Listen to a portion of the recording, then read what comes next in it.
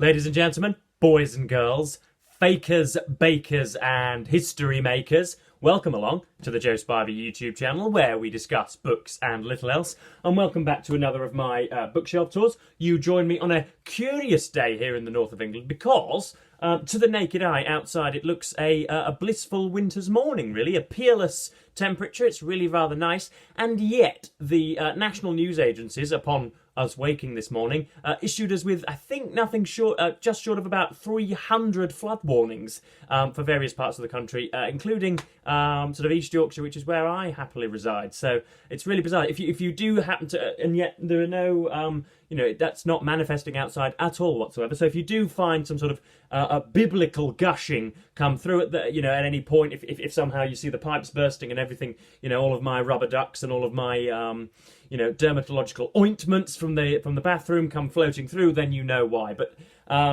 my family, as it is, just before we get into the bookshelf, my family do have a more than a nodding recognition with floods. I could tell you stories about flooding which would make your teeth itch, folks. It was, I think, perhaps the summer of 2007, on the day where me and my parents moved into one of our new houses, that it flooded, and it resulted in myself and my grandmother sort of using a basin to keep some of the water at bay in one of the conservatories or whatever. It was so flooding is very close to my heart. Thankfully, good Lord, that there is nothing going on outside, which means that my our toes are going to get wet. But anyway, let's continue with my bookshelf tour. It was only probably about 3 weeks ago now that the bookshelf fairy came and gave me a visit. I was, heretofore somebody that was known for stacking their books on the end of their beds, or arraying them all over the floor, or just, piling them up next to teacups, and,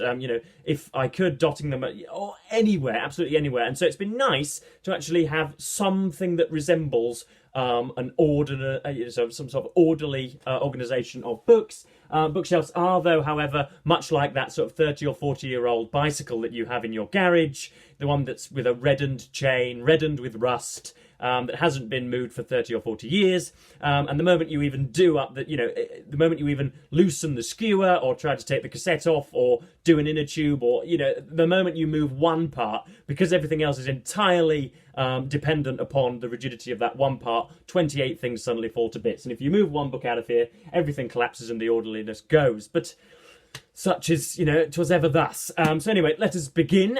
This, first of all, is the last book from Mr. Dickens on here. This is A Tale of Two Cities, in the rather fetching Penguin classic, I'm sure you'll agree. This is a rarity in my collection. This is a Charles Dickens novel which I find both enjoyable and effective. I have made it sort of, what would you say, not really necessarily a brand of mine, but a trademark of mine, to say that I think Mr. Dickens's relevance and popularity, and the reverence in which he is popularly held, is a result of sort of lickspittle and the auspicious praise of some writers who are in themselves pretty good. Martin Amis and Peter Ackroyd, to name but a few. So yes, I think it's Dickens is popular merely because people go to school and have teachers who themselves had teachers who in themselves had teachers who found that they liked Dickens and served them up on a platter every single year for them. But this is a short, controlled thing, vividly interweaving epic historical drama with personal tragedy. Dickens's gripping novel depicts the lives of two very different men, Charles Darnay, an exiled French aristocrat, and Sidney Carton, a disreputable but brilliant English lawyer, as they become enmeshed through their love for Lucy Manette, the daughter of a political prisoner. And this has got a really sacrificial ending, really, really, really damn fine and effective. I've never argued that Dickens novels aren't enjoyable, but this one is both enjoyable and, I believe, sort of quite both sort of theatrically and narratively effective. So that's A Tale of Two Cities, and now, thank goodness, we can free ourselves from his rather rambunctious shackles, and we can have a look at, this is the Modern Library Classics, Complete Poetry and Selected Prose of, the lighting is awful in here, of John Donne. This is edited by Charles M. Coffin, a deathly and moribund man, I'm sure, and it's introduced by Dennis Donahue, who's probably the much forgotten and much maligned brother of our BookTube patron and pariah, Steve Donahue, I'm sure. So, Steve, if this is your brother writing an introduction to John Donne, congratulations to your family. But yes, he's a 16th and 17th century, sorry, 15th and 16th, 15th or 16th? 16th and 17th century poet, metaphysical poet, as dubbed by, I think it was Johnson that said that there were a group of poets that were marked for their uses of conceit, and but for modern readers, this is all it's very it seems very idiosyncratic, and it seems completely incommensurate with the modern sensibility, if you know what I mean. They seem to be not only thinking about different things, but thinking about them in different methods and reasoning and passing them out very differently, but it's very much worth your time. If ever, obviously it's all free on the internet if you want to read it, if you don't want to have the physical copy. John Donne stuff is very worthwhile. Just for a very, very brief example, this is called The Sun Rising, quite an early one, I think. Busy old fool, unruly sun, why dost thou thus, through windows and through curtains call on us, must to thy motions lovers' seasons run? Saucy pedantic wretch, go chide late schoolboys and sour prentices. Go tell court huntsmen that the king will ride. Call country ants to harvest offices. Love all alike, no season knows, nor clime, nor hours, days, months, which are the rags of time. See what I mean there? It's good, it's good, and it's got that sort of freshness and newness of idiosyncrasy, but you don't quite know why. There's some satires in here, there's some prose, which I didn't really find agreeable, but the poetry's bloody good, so I would highly recommend it. I'm going to try and flash through some of these. Next up we have Dostoyevsky. Of course, I've got The Brothers Karamazov and Crime and Punishment in my collection as well, but because this is fluid and much of the stuff is across the city at my father's, I don't have either of those with me, so we've just got Notes from Underground and The Double. Dostoyevsky, known primarily for plundering the depths of human barbarity and sort of the bristling, scabrous depths of usually men who are nihilistic and altogether a lost hope and a bit disaffected. And Notes from Underground is pretty much like that. If you're a cynical, edgy, solipsistic young man, you really shouldn't read Notes from Underground, because then you will become even more solipsistic and think that the world is going to turn against you forever. But that's Notes from Underground and The Double. I haven't read The Double, but Notes from Underground was something that I was very interested in a little while ago. Next up we have, I'm going to try and balance this correctly, this is The Complete Stories of Sherlock Holmes. This is featured once already on the channel during Victober. Sir Arthur Conan Doyle's authorial company is absolutely magnificent, whether that's in the long novels, Hound of the Baskervilles and The Study in Scarlet, I think most notable, or the short stories. The Second Stain is, I think, or ought to be, a pillar of feministic literature, in which a sort of the wife of, I think it's basically the Foreign Secretary, who is intricately involved in the problems, and of course the Foreign Secretary cannot believe in 1,000,000 years that his wife would be intricately involved in the procurement or stealing of a document, it's things like that Doyle doesn't get nearly enough credit for. Some of it, and of course there are, I think very famously, about probably 18 or 19 ejaculations in this collection. Of course that was a Victorian word for just pyrotechnically coming out with, Holmes ejaculated. It's like a sudden burst of speech. Watson does it rather a lot. And so any book that's got plenty of ejaculations in, I am absolutely there for. So that is the complete collection of the Sherlock Holmes stories. Next up we have a weird thing that I'd completely forgotten about. This is The Power of Habit, Why We Do What We Do and How to Change. That is a horrible subtitle, as I'm sure you can say. My eyes were struggling to get through that. This is by Charles Duhigg. I read this when I got it. I got it originally from my mother, and as per usual with my mother, pretty much everything just stays and rots on her bedstand rather than being read. I picked it up and read it quite a while ago. It essentially talks about how that you are quite counterintuitively something like 27,000 times more likely to continue doing a habit or continue performing a duty or practicing something if you do it 3 times. You're 27,000 times more likely to do it 30 times. Stuff that I think a an uneducated infant would know about, given appropriate tuition. But yeah, it's called Absolutely Fascinating, yada, yada, yada. Bit thin, and if you just read the opening introduction, that thesis, then you've pretty much read the book. It doesn't really develop it much more than that, but altogether interesting, a nice concept to be considering. Next up, we have a big chunk of... I'm going to try and stop this from ending tragically. This is a big chunk of George Eliot. Again, lots of my stuff of Eliot's is, again, at my dad's. We've got Middlemarch and Romola at my dad's. But here we have a very thin Silas Marner about an old... what's the male version of seamstress? A seamster? An old, I think, seamster. Solitary, simple-hearted weaver, Silas Marner. We have The Mill on the Floss, which was actually included in our... prospectus and syllabus at university. It was a bit obvious what George Eliot's trying to do in here, but and it's got a tragic ending. But it has to be credited with the book that introduced me to Miss Eliot, and I then sort of bounded on towards Middlemarch, tore through that and Romola, and have my favourite Victorian author, I think, just about, behind Trollope, probably. But yes, so, yeah, not brilliant, Mill on the Floss, but, enjoyable still. And then, of course, we have Daniel Deronda as well, which was in a book haul but a few weeks ago. I haven't quite got round to it, but it sounds enticing. I've been advised by many of you not to read out the blurbs, seeing as they are plot spoilers. So I probably won't do much of that for this, but that's an Oxford World Classics Daniel Deronda there. Next up we have three. This is an unforgivable largesse of... I'm trying not to have everything fall to bits, but it's all going to fall to bits, isn't it, folks? We all die in the end. This is, three works from T.S. Eliot. Trying to get that in the correct lighting. This is poems written in early youth. One might argue that many of his poems are youthful and petulant and meaningless. Next up we have the selected essays here with Mr. Eliot there.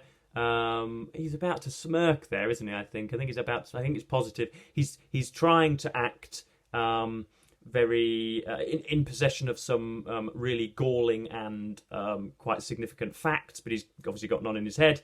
And then, of course, we have the selected poems here by Faber and Faber. This is a I know about look, I've read the main poems, yada yada yada. The women come and go, talking of Michelangelo. Is it Dare I to Eat a Peach? All this yada yada yada stuff.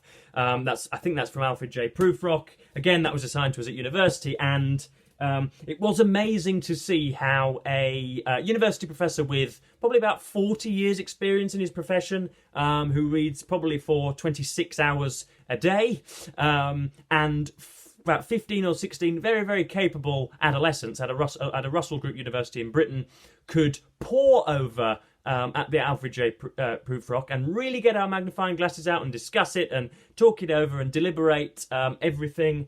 And yet we could not arrive at a meaning for the poem. And that apparently is therefore promulgated as its allure and the reason for its magnificence. I'm not really so sure. It marks the start of that bizarre, again, solipsistic introspection about me, and everybody in the world really ought to know why it is that I'm itching my crotch this afternoon, rather than talking about something, heaven forbid, a little more universal and relatable to a readership.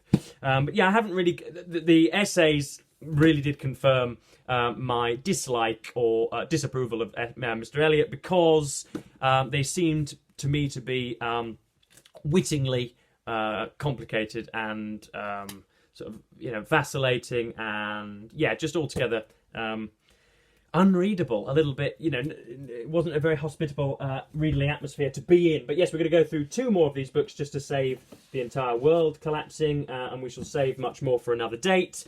We have Friedrich Engels' The Conditions of the Working Class in England, again assigned to me at university. I might as well make it clear, I think Mr. Marx and Mr. Engels wrongly attribute the disproportionate wealth in the hands of a certain few to capitalism per se, rather than just weird Eleuteric anthropological activity. You see differences arranged in the hoops scored by basketball players, and books sold by authors, and roads paved by different governments.